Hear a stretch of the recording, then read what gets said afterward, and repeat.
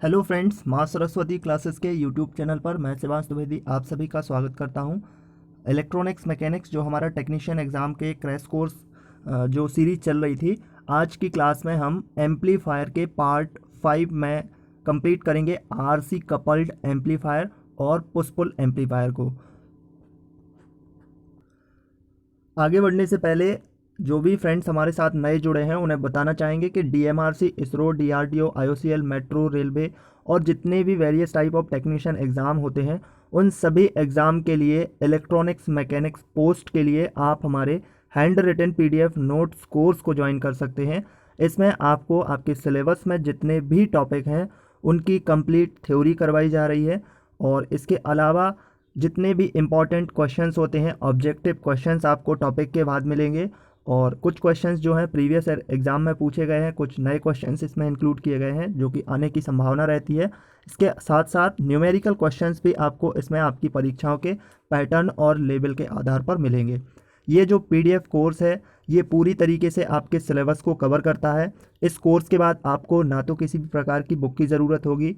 तो आप इस कोर्स से कैसे जुड़ सकते हैं, इसके लिए आपको एक व्हाट्सएप नंबर यहाँ पर दिया गया है, इस पर आपको मैसेज करना है। व्हाट्सएप मैसेज करेंगे तो वहाँ से आपको डिटेल मिलेगी और ये पेड कोर्स है, इसमें आपको थोड़ा अमाउंट पे करना होगा। तो बाकी की जानकारी आप इसी व्हाट्सएप नंबर पर मैसेज करके प्राप्त कर सकते हैं।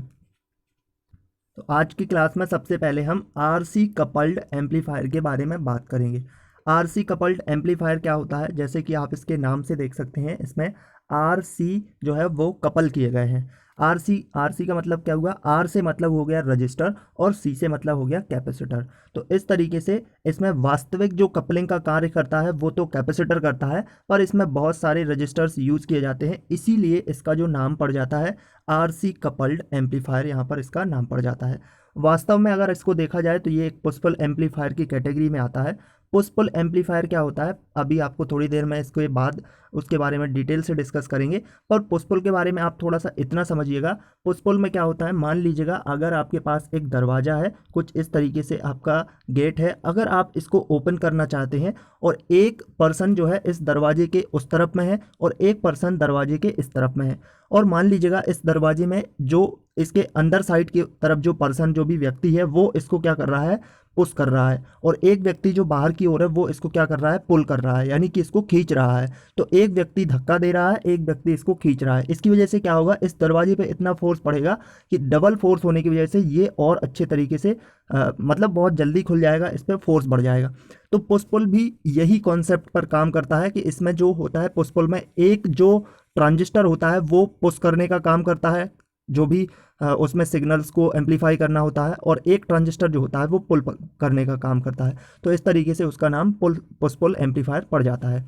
तो सबसे पहले हम यहाँ पर आरसी कपल में देखेंगे इस सर्किट में क्या होता है। एम्पलीफायर के दो स्टेज होती हैं। दो स्टेज कौन कौन सी, एक स्टेज होगी जो कि पहले सिग्नल को एम्पलीफाई करेगी, फिर उस एम्पलीफाई सिग्नल को दूसरे ट्रांजिस्टर में इनपुट किया जाएगा और वो फिर अपने स्तर पर उसको एम्पलीफाई करेगा। तो इस तरीके से जब दो ट्रांजिस्टर हो जाते हैं और उनको जोड़ना होता है तो उनको जोड़ने के लिए जो कैपेसिटर यूज़ किया जाता है, जिन एलिमेंटों का यूज़ किया जाता है वो एलिमेंट होते हैं रजिस्टर और कैपेसिटर। इस प्रकार से उनकी आरसी के द्वारा कपलिंग कर दी जाती है। तो यहाँ पर आरसी मतलब रजिस्टर और सी से मतलब हो जाता है कैपेसिटर, और यहाँ पर इनकी कपलिंग की जाती है। कपलिंग का मतलब जोड़ दिया जाता है। और इस मेथड में क्या होता है कि फ्रीक्वेंसी का एक बहुत अच्छा ब्रॉड रेंज मिल जाता है जिसे हाई फिडेलिटी प्राप्त होती है। अब यहाँ पर फिडेलिटी से मतलब क्या होता है, आप फिडेलिटी में आपने वाईफाई के बारे में सुना होगा। वाईफाई का नाम जो होता है वो होता है वायरलेस फिडेलिटी, उसका फुल फॉर्म होता है।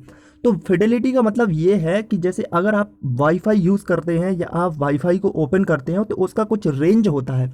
जैसे मान लीजिएगा मैंने अपने घर में वाईफाई को ऑन किया तो मेरे घर में इतने रेंज में ये वाईफाई सिग्नल मिल रहा है।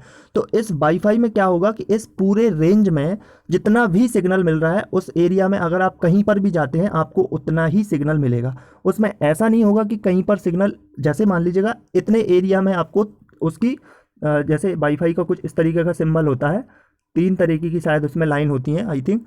तो अगर आप इतने एरिया में हैं तो उतना ही सिग्नल मिलेगा। अगर मेरे घर में वाईफाई है और मैं इतने एरिया में हूँ तो मुझे 3 लाइन ही मिलेंगी।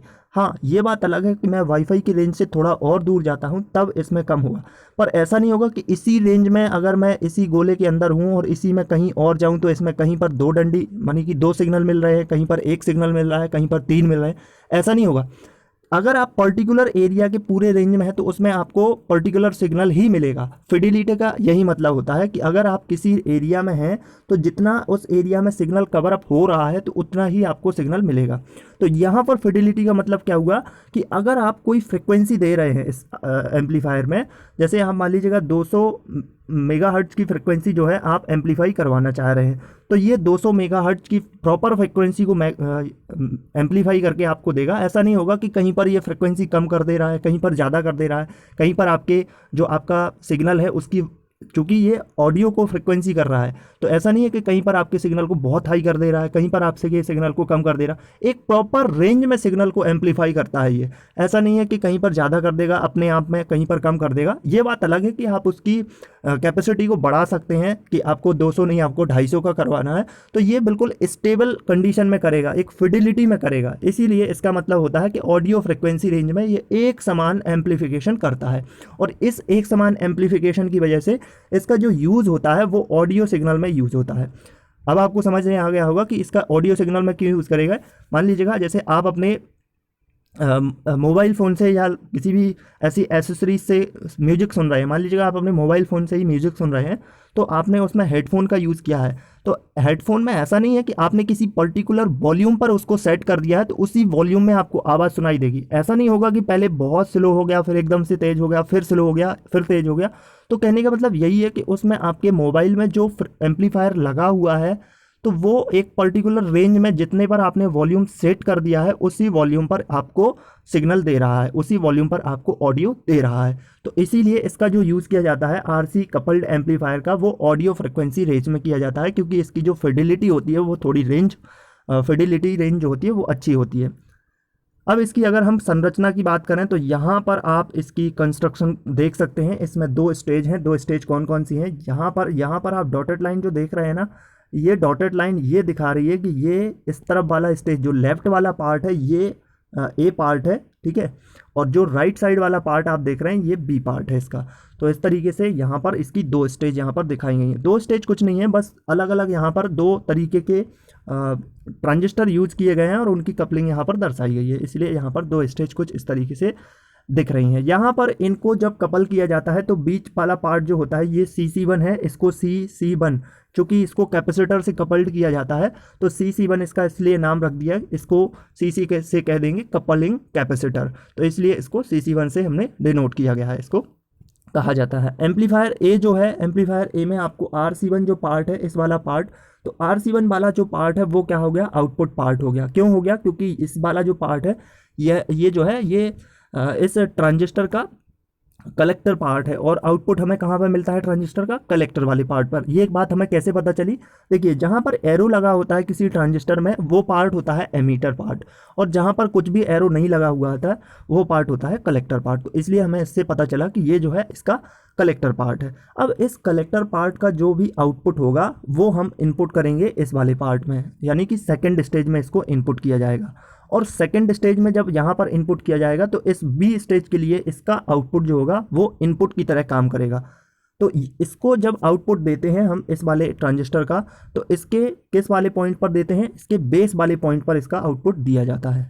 इस बात को ध्यान रखना कि ट्रांजिस्टर T1 जो है, स्टेज 1 जो इसका ट्रांजिस्टर है, उसका आउटपुट, ये पूछा जा सकता है क्वेश्चन कि बताइए जो RC कपल्ड एम्पलीफायर होता है उसमें अगर फर्स्ट स्टेज का जो ट्रांजिस्टर यूज़ करते हैं उसका आउटपुट सेकेंड स्टेज के ट्रांजिस्टर में कहाँ पर इनपुट किया जाता है? तो वो इनपुट किया जाता है बेस पॉइंट पर, ठीक है। तो इसको क्या किया गया है? बेस पॉइंट पर आउटपुट इनपुट किया गया है।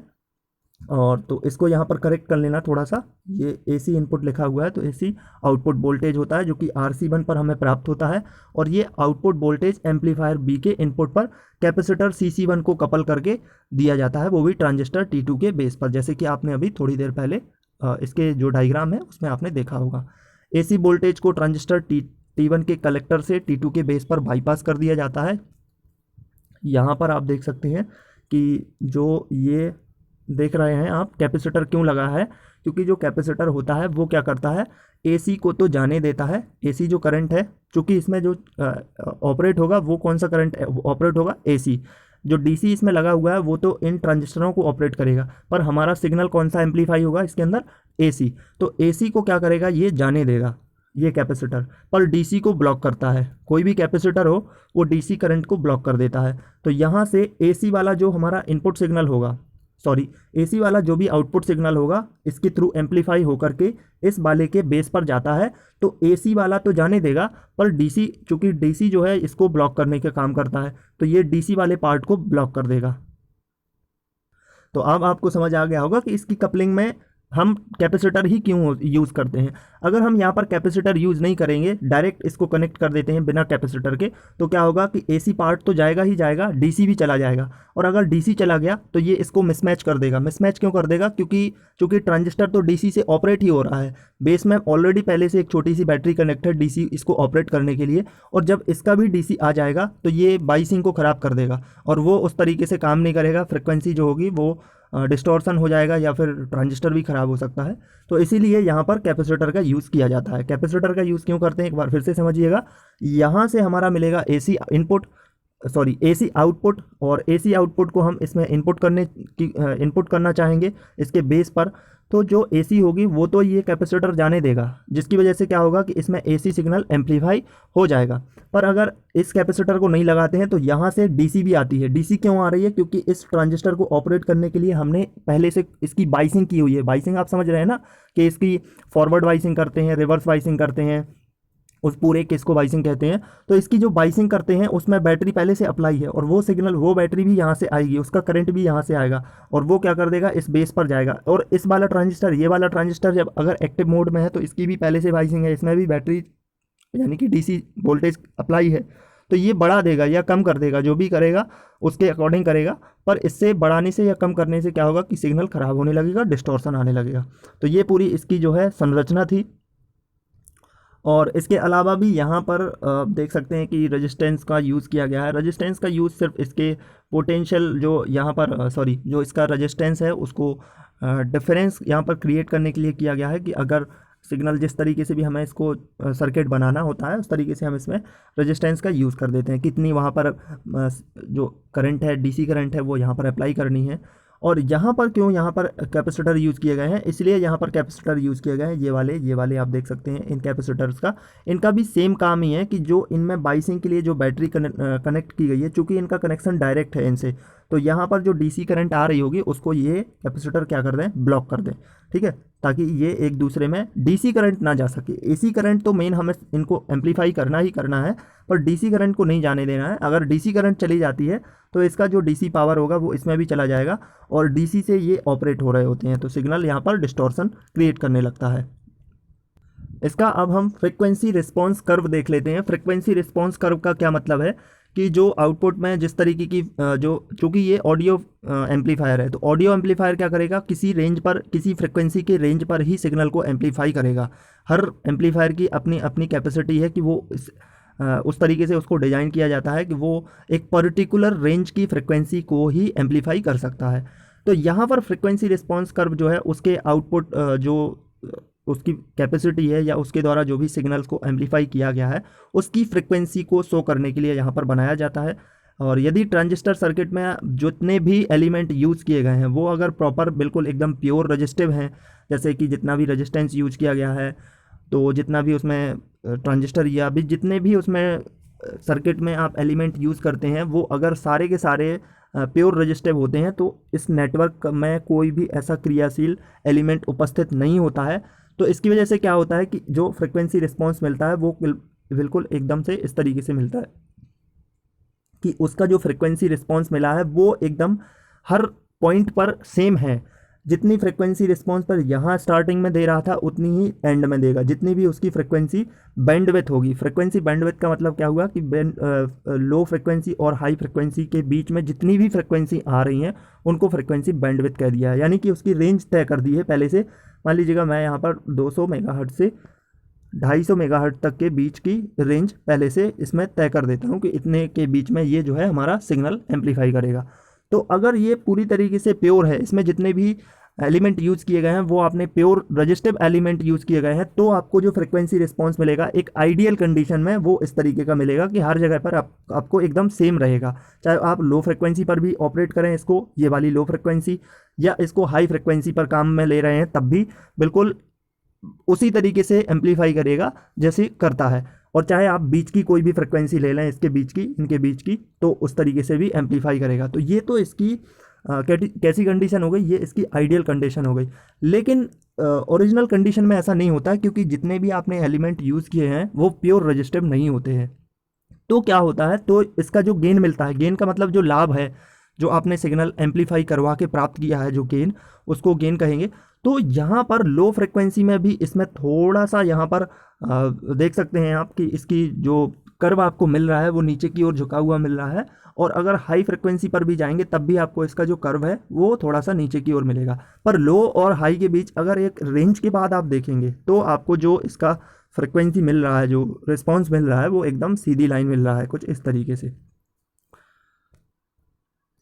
तो ये जो प्रैक्टिकल कंडीशन होती है, सॉरी, जो आपकी यहाँ पर प्रैक्टिकली कंडीशन को देखेंगे तब आपको इस तरीके का फ्रिक्वेंसी रिस्पांस देखने को मिलेगा। पर जो हम सोचते हैं कि हमें कैसा रिस्पांस मिलना चाहिए वो ऐसा आइडियल कंडीशन होती है, पर प्रैक्टिकली ऐसी चीज़ें हमें देखने को इस एम्पलीफायर में मिलती हैं। तो यहाँ पर इसका जो फ्रिक्वेंसी कम हो रहा है, रिस्पॉन्स जो कम हो रहा है वो कितना कम होता है, 0.707 इस तरीके से, इतना मल्टीपल में कम होता है। जो भी बीच की फ्रिक्वेंसी में एम्पलीफिकेशन के बाद गेन मिला है वो इन दोनों पर यहाँ जो असर कर रहा है इसके मल्टीपल में कम मिलता है।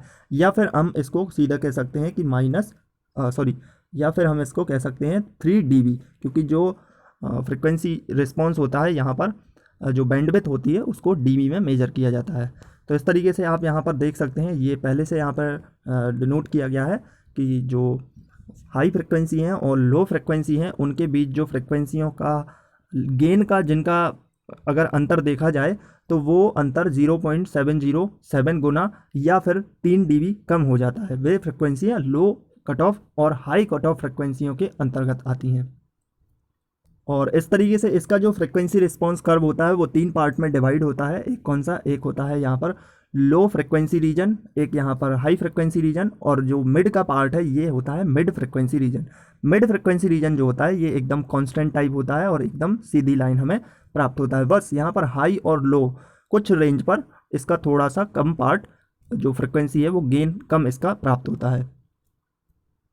आरसी कपल्ड एम्पलीफायर के अगर हम यहाँ पर एडवांटेज की बात करें कि इसका कौन कौन सा लाभ यहाँ पर आपको देखने को मिलता है इस एम्पलीफायर के द्वारा, तो ये काफ़ी अच्छी रेंज में फ्रिक्वेंसी के लिए उपयुक्त होता है। इसकी रेंज थोड़ी ज़्यादा होती है क्योंकि आवृत्ति जो है वो काफ़ी बड़ी रेंज के लिए इसका एम्पलीफिकेशन एक तरीके से कर सकती है। आपने अभी भी थोड़ी देर पहले इसके रिस्पॉन्स कर्व को देखा हुआ है कि मिड रेंज जो है वो काफ़ी अच्छा मिड रेंज मिल रहा है। मिड रेंज का मतलब क्या है कि जो फ्रिक्वेंसी है, मैंने पहले आपको बताया था ना, ये एक एग्जाम्पल है, ठीक है, कि 200 मेगाहर्ट्ज से ये 300 मेगाहर्ट्ज तक काम करता है बढ़िया तरीके से।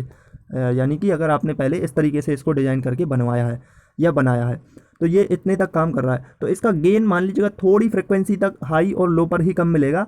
बाकी मिड में मान लो 215 से लेकर के आपको 275 या 285 तक की बिल्कुल एकदम बढ़िया तरीके से एम्पलीफिकेशन होके मिलेगा। कहने का मतलब यहाँ पर यही है कि इसकी रेंज काफ़ी ज़्यादा है और मिड फ्रिक्वेंसी रीजन जो है वो काफ़ी अच्छा गेन होके मिलता है। तो एक स्टेबल कंडीशन मिलती है आपको, कहीं पर ऐसा नहीं है कि ऑडियो कम हो रहा है, कहीं पर ज़्यादा हो रहा है, एकदम बिल्कुल परफेक्ट तरीके से स्मूथ। इसके बाद ये क्या है, काफ़ी आसान होता है और सस्ता भी होता है क्योंकि इसमें जो एलिमेंट लग रहे हैं वो बहुत ही सस्ते एलिमेंट लग रहे हैं, रजिस्टर, कैपेसिटर और जो ट्रांजिस्टर। इसके अलावा किसी भी एक्स्ट्रा जो एलिमेंट है उसकी ज़रूरत यहाँ पर नहीं होती है। इससे प्राप्त जो एम्पलीफिकेशन सिग्नल होता है उसमें डिस्टॉर्शन बहुत ही कम होता है। डिस्टॉर्शन कैसे कम होता है, क्योंकि उसमें जो भी डीसी पावर थी वो हमने पहले ही हटा दी है कैपेसिटर का यूज़ करके, तो डिस्टॉर्शन यहाँ पर नहीं बढ़ता है। अगर इसकी लिमिट की बात करें कि ये कहाँ तक लिमिट है या इसमें कौन कौन सी ऐसी डिसएडवांटेज टाइप की कंडीशन मिलती है, तो इसकी एफिशिएंसी थोड़ी कम होती है। ये तो यहाँ पर इसका डिसएडवांटेज है कि इसके जो भी एफिशिएंसी है वो कम है, क्योंकि इसमें लोड जो होता है वो ज़्यादा पोटेंशियल डिफरेंस होने के कारण इसकी जो प्लेट पोटेंशियल होती है वो काफ़ी एचटी में होती है, इसलिए यहाँ पर ज़्यादा पावर अप्लाई करना होता है। तो ये जो है एफिशिएंसी थोड़ी कम रखता है और हाई फ्रिक्वेंसी पर ये जो है काम नहीं करता है, क्योंकि इस स्थिति में इसके जो इलेक्ट्रोड धारिता है उसके कारण इसकी धारिता महत्वपूर्ण हो जाती है। इलेक्ट्रोड धारिता का मतलब क्या है कि जो ट्रांजिस्टर होते हैं वो खुद से ही अपने आप में एक कैपेसिटर की तरह बिहेव कर रहे होते हैं, तो इनकी धारिता जो है वो कम होने लगती है, जिसके कारण इसकी जो हाई फ्रिक्वेंसी लेवल होती है उस पर ये सिग्नल को एम्पलीफाई नहीं कर पाता है, वहाँ पर ये डिस्टॉर्शन क्रिएट करने लगता है। अगर इसके यूजेस की बात करें तो यूज़ जो है आरसी कपल्ड एम्पलीफायर का फुल ऑडियो फ्रिक्वेंसी रेंज में इसका ज़्यादा अच्छे से यूज़ किया जाता है, हाई फिडिलिटी देता है क्योंकि ये, और वोल्टेज एम्पलीफायर के लिए भी ये फर्स्ट स्टेज पर इसको यूज़ कर सकते हैं। तो यहाँ पर जो यूज़ होगा इसका आप दो तरीके से यूज़ देख सकते हैं, एक तो ऑडियो एम्पलीफायर के तौर पे, और अगर वोल्टेज एम्पलीफायर में देखा जाए तो ये फर्स्ट स्टेज तक काफ़ी अच्छा होता है। फर्स्ट स्टेज क्यों? क्योंकि इसकी जो एफिशिएंसी है वो थोड़ा कम होती है, इसीलिए इसको फर्स्ट स्टेज तक ही यूज़ कर सकते हैं। अगर हम आरसी कपल एम्पलीफायर और ट्रांसफार्मर कपल एम्पलीफायर की यहाँ पर डिफरेंस किया जाए, इनके बीच अगर आप कंपेयर करें तो किस तरीके से कंपैरिजन कर सकते हैं, क्योंकि इस तरीके के स्टेटमेंट वाले क्वेश्चन आपके एग्जाम में आते हैं, तो यहाँ पर थोड़ा कंपैरिजन आपको एक देखना होगा, और फास्ट रिवीजन भी यहाँ से आप कर सकते हैं। तो यहाँ पर इसकी कैरेक्टरिस्टिक है, यहाँ पर आरसी कपल्ड एम्पलीफायर के बारे में डिटेल्स है और यहाँ पर ट्रांसफार्मर कपल्ड के बारे में। तो अगर हम सबसे पहले फ्रिक्वेंसी के बेस पर इसको कंपेयर करें तो आरसी कपल्ड जो है वो अभी थोड़ी देर पहले पढ़ा है आपने कि इसकी जो फ्रिक्वेंसी रेंज होती है वो काफ़ी अच्छी होती है, जबकि ट्रांसफार्मर कपल्ड जो है फ्रिक्वेंसी रेंज में अच्छा नहीं होता है। ये जो होता है ये सिर्फ डिस्टॉर्शन को कम करता है, ठीक है। तो अगर आप इसकी कीमत की बात करें तो कीमत भी इसकी कम होगी। क्यों कम होगी? क्योंकि इसमें इस तरीके का कोई ट्रांसफार्मर यूज़ नहीं किया गया है, तो ये इसके कंपैरिजन में इसकी कीमत कम होती है। जबकि अगर इसकी कंपैरिजन की बात करें ट्रांसफार्मर कपल्ड, तो इसमें जब आप नाम से ही देख रहे हैं कि ये ट्रांसफार्मर कपल्ड है, यानी कि इसमें ट्रांसफार्मर को जोड़ दिया गया है, तो ये ट्रांसफार्मर की वजह से इसकी कीमत को भी बढ़ा देता है। अगर आप इसके जगह और गेन वजन की बात करें तो ये बहुत कम वजन होगा, जगह भी कम लेगा। वही बात है, यहाँ पर ट्रांसफार्मर यूज़ नहीं है, यहाँ पर ये वज़न ज़्यादा हो जाएगा इसका, और इसका जो जगह हो जाएगी वो थोड़ा ज़्यादा यहाँ पर कवर करेगा। तो इस तरीके से ये जो ट्रांसफार्मर एम्पलीफायर होता है। इम्पीडेंस मैचिंग की बात करें तो जो आरसी कपल्ड एम्पलीफायर हैं ये इम्पीडेंस को मैच नहीं कर सकते हैं, जबकि ट्रांसफार्मर कपल्ड एम्पलीफायर होते हैं ये इम्पीडेंस को मैच करते हैं। सीधी सी बात है यहाँ पर कि जो आरसी कपल्ड एम्पलीफायर है उसका यूज़ ऑडियो के लिए हो रहा है, ट्रांसफार्मर कपल्ड एम्पलीफायर है उसको एम्पलीफाई इम्पीडेंस मैचिंग के लिए कर रहे हैं। ये डिस्टॉर्शन को कम रखता है, ये थोड़ा सा डिस्टॉर्शन हाई फ्रिक्वेंसी पर बढ़ा देता है। और अगर इसके यूजेस की बात करें तो ये वोल्टेज एम्पलीफायर में इसका यूज़ कर सकते हैं बस फर्स्ट स्टेज तक, और इसका जो पावर एम्पलीफायर है यानी कि ट्रांसफार्मर वाला, इसको पावर एम्पलीफिकेशन में यूज़ किया जाता है। इसके बाद आता है हमारा पुश पुल एम्पलीफायर। तो पुश पुल एम्पलीफायर जो होता है वो एक ट्रांजिस्टर का उपयोग करने के साथ साथ, यानी कि इसमें एक से ज़्यादा ट्रांजिस्टर यूज़ होते हैं, और ये जो है नॉन लीनियरिटी डिस्टॉर्शन को कम करता है।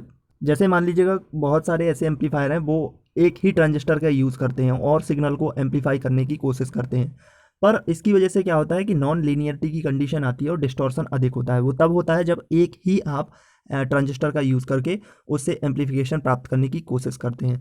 तो इस कंडीशन से अगर आपको लीनियरिटी चाहिए थोड़ी सी और डिस्टॉर्शन को कम करना है तो इसके लिए आप पुश पुल एम्पलीफायर का यूज़ करते हैं। इस कॉन्सेप्ट का यूज़ किया जाता है यहाँ पर। और इस कॉन्सेप्ट में क्या होता है कि एक एम्पलीफाई जो होता है वो सिग्नल को पुश कर रहा होता है, और एक एम्पलीफाई जो होता है वो सिग्नल को पुल कर रहा होता है। पुश पुल यानी कि जैसे ठीक वैसे ही है कि आप अगर एक दरवाज़ा खोल रहे हैं और एक तरफ आप खड़े हुए हैं, एक तरफ कोई और दूसरा पर्सन खड़ा हुआ है, आप इस तरफ से उस दरवाजे के लिए धक्का दे रहे हैं और उस तरफ जो दूसरी तरफ जो व्यक्ति खड़ा है उस दरवाजे को खींचने के लिए यानी कि उस तरफ से खींच रहा है। तो इससे क्या होगा कि दरवाजे पर जो उसकी क्लिप है उन पर ज़्यादा फोर्स लगेगा और वो और आसान बन जाएगा। तो इसी तरीके से यहाँ पर है कि एक जो एम्पलीफाई है उसका काम होता है सिग्नल को धक्का देना, यानी कि एम्पलीफाई करके वो आउटपुट देता है, और दूसरा सिग्नल जो दूसरा जो ट्रांजिस्टर होता है वो क्या काम करता है, वो इस वाले के आउटपुट को लेकर के अपने में इनपुट करता है और वहाँ से एम्पलीफाई करके और अच्छे से पावर बढ़ा के आपको प्रदान कर देता है। तो इसमें क्या हो जाता है कि लीनियरिटी बढ़ जाती है और इसके अलावा इसका जो डिस्टॉर्शन होता है वो भी कम हो जाता है। और पुश पुल एम्पलीफायर के लिए यहाँ पर एक ट्रांसफार्मर का यूज़ किया गया है जो कि इसके इनपुट पार्ट पर है, और जो ट्रांसफार्मर यूज़ किया गया है वो सेंटर टेप ट्रांसफार्मर है। सेंटर टेप ट्रांसफार्मर का मतलब क्या है कि इसकी जो सेकेंडरी कॉइल होती है, सेकेंडरी कॉइल में है बीच में एक अलग से इसका कनेक्शन जोड़ दिया जाता है, और इस बीच के कनेक्शन को इन दोनों में ही कॉमन कर दिया जाता है, जैसे कि आप यहाँ पर देख पा रहे हैं। इसमें क्या है, इस तरीके से इसकी जो है कपलिंग कर दी जाती है।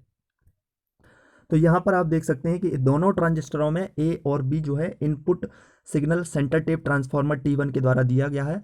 यहाँ पर ये T1 जो है वो सेंटर टेप किया गया है, इसमें इनपुट सिग्नल जा रहा है जो कि यहाँ पर भी जा रहा है और इसके इस वाले पार्ट पर भी जा रहा है। तो एक क्या काम कर रहा है, यहाँ पर इसको पुल करने का काम कर रहा है, एक पुश करने का काम कर रहा है।